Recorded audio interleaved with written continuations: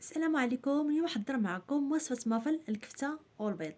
نضيفو 125 غرام من كبدة البقر ونطحنوها حتى تولي بيوري، ومن بعد نضيفو مع 500 غرام من الكفتة البقر، واحد البصلة صغيرة مقطعينها مكعبات، 50 غرام دقيق اللوز، ملعقة كبيرة مسحوق ثوم، ملعقة كبيرة مسحوق بصل، 15 غرام من الكبار مفروم، 20 غرام من المعدنوس طاجت مفروم، 2 فصوص من الثوم مفروم، ملعقة صغيرة من السودانية، ملعقة صغيرة من التحميرة،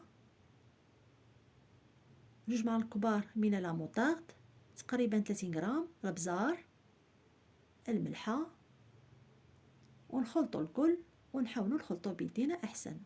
ناخدو قوالب المافن يكونوا كبار وندهنوهم مزيان بالزيت ونفرقوا الكفتة على قوالب المافن تكون متساوية، ومن بعد نضيفو البيض البلدي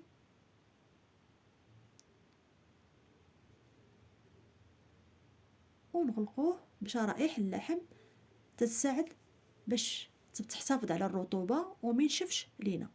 ونسخنوا الفران من قبل ونشعلوا الفران من التحت، من دوز نصف ساعة نشعلوا الفران من فوق مدة 2 دقائق تتحمر لينا شرائح اللحم، ونخرجوهم ونخلوهم يرتاحوا مدة 5 دقائق، ومن بعد نزولوهم من قوالب المافن ونقدموهم بالصحة والراحة.